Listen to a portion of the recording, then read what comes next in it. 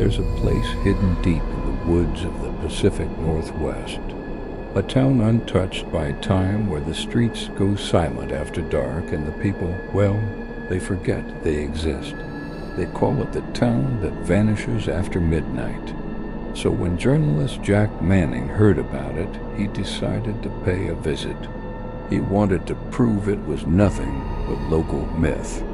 But what he didn't know was that the closer he got, the more danger he'd be in. November 3rd. On my way to Doris Creek, a town that's not on any map. Locals say it disappears every night after midnight. I'm here to prove it's all just small-town myth. Jack drove his vintage Mustang down a forest road. Trees lining both sides of the path, their branches intertwining above him, creating an archway through which only slivers of moonlight could pass. Every so often a deer would dart across the road, its eyes glowing yellow in the darkness. Jack rounded a bend and suddenly found himself in a clearing. Before him sat a gas station, its pumps silent and its fluorescent lights flickering. Behind it stood a single building with a neon open sign buzzing above its door. It was the only source of light in the otherwise pitch-black town. When Jack turned off his engine, the silence was deafening. There wasn't a sound except for the buzzing of crickets. It was as if the town had been holding its breath, waiting for him to arrive. He stepped out of his car, stretched, then walked toward the gas station. As he did, he noticed something peculiar. The gas pumps were old, the kind you had to manually stop after use. Their clocks were frozen at 11:58, permanently stuck at the stroke of midnight. A sudden creak made him jump. From the corner of his eye, he saw a floorboard in the window of the building behind him move ever so slightly. He turned and stared at it, but it was too dark to see anything. "You shouldn't be here after dark." Startled, Jack turned around and found himself face to face with a woman. She was tall, her face gaunt, her eyes sunken and dark. "Who said that?" "Just leaving, man. Just doing a little sightseeing. Visiting the town, hearing some local stories." She looked at him for a moment, then turned and walked away without another word. "That's weird. This whole town's weird. Why does everything seem so still, like it's frozen? I don't like your tone. Get out of here, now." But before he could respond, she disappeared around the corner. "Weirdest thing," he thought, shaking his head. "I'm getting out of here." As Jack started back to his car, he noticed something strange. Every window he passed had heavy curtains drawn over them, blocking out the darkness. It felt like the town itself was hiding from him. Almost midnight. I should probably get going. He pulled out his recorder. I'll keep the recorder on. All night, the camera's set up. Let's see if this town really does vanish. If it does vanish, I'll be pretty pissed because I have to get home to edit the footage and publish it. And if it doesn't, well, this will be one hell of a story. He continued recording. Doris Creek doesn't vanish. That's impossible. Even if it did, I wouldn't notice. I mean, why would I notice? I'd probably just walk right through it. Then the clock tower chimed once, twice, 3 times. And with the 4th chime, everything changed. He tried to call out, but no sound came out. His mouth was dry, his throat constricted as if an invisible hand was squeezing it shut. Panic surged through him. Why can't I speak? What's happening? He stumbled back, knocking into a parked car. Its horn blared, jarring him. He flinched, staring at the car in disbelief. It was a 1957 Chevy Bel Air, just like his, except this one was covered in dust and cobwebs. And there was something else. Something was inside it, A woman. No, not a woman. A girl, a young girl in a Victorian nightgown. Her head lolled at an unnatural angle, her eyes wide and staring. She was dead. Then another figure appeared, walking slowly out of the shadows.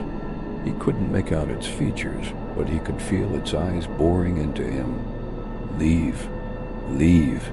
The word echoed in his mind, urgent, desperate. He turned and ran, crashing through the underbrush, branches whipping at his face, thorns tearing at his clothes. But the voice kept ringing in his ears, urging him to run faster, to escape. But he didn't know where he was going. He just kept running. What the hell was this place? Why am I here? Who was that? He collapsed, gasping for breath, and slowly looked around. Everything was different.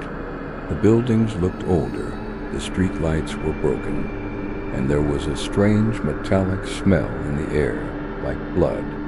Shaking, he got to his feet and stumbled back to the road.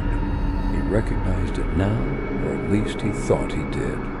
It was the road he'd driven down, but now it was overgrown and barely visible. He walked toward the gas station, pushing open the door. The bell above it jingled merrily.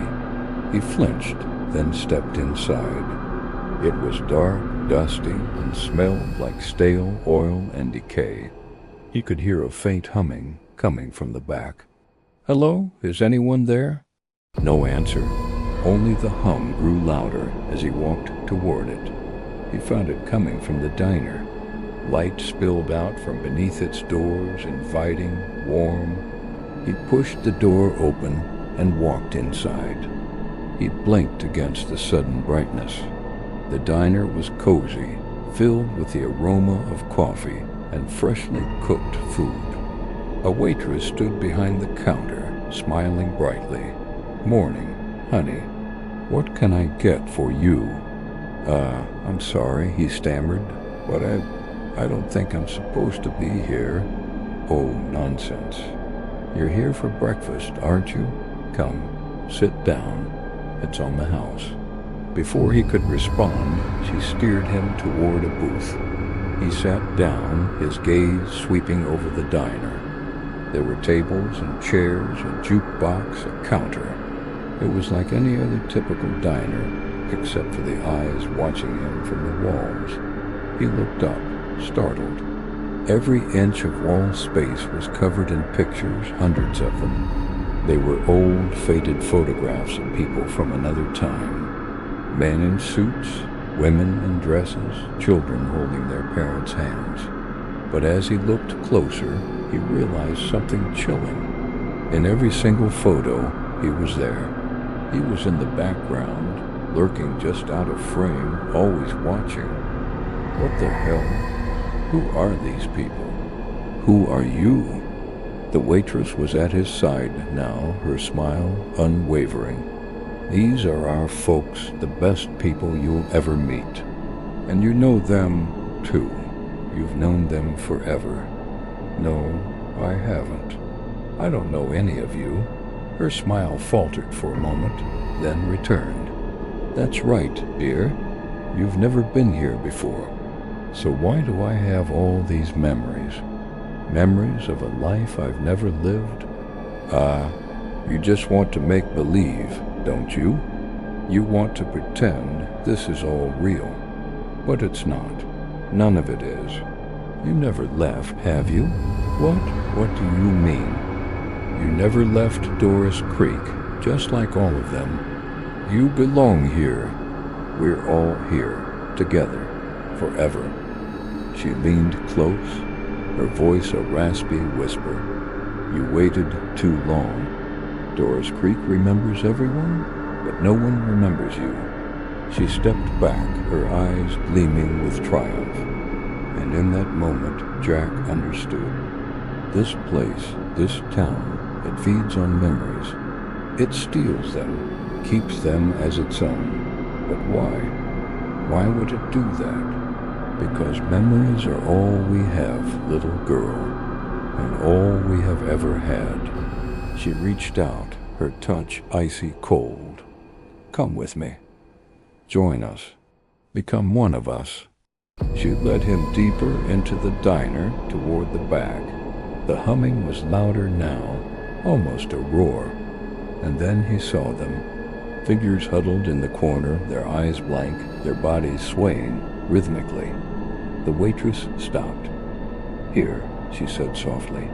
This is where you belong. This is where you'll be happy. No, he whispered, backing away. I don't want to be here. I want to go home. She took a step toward him, her eyes blazing with anger. You can't go home. There is no home for you. You're one of us now. You're ours.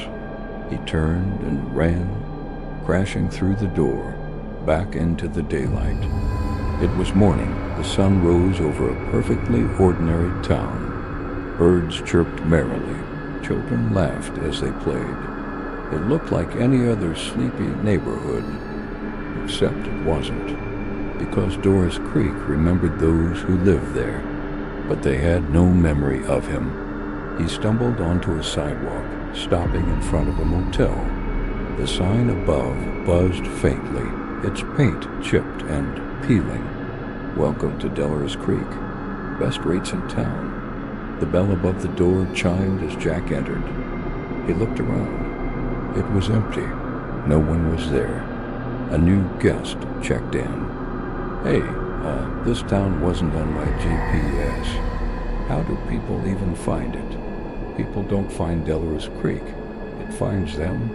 And now that you've heard its name, you may be next.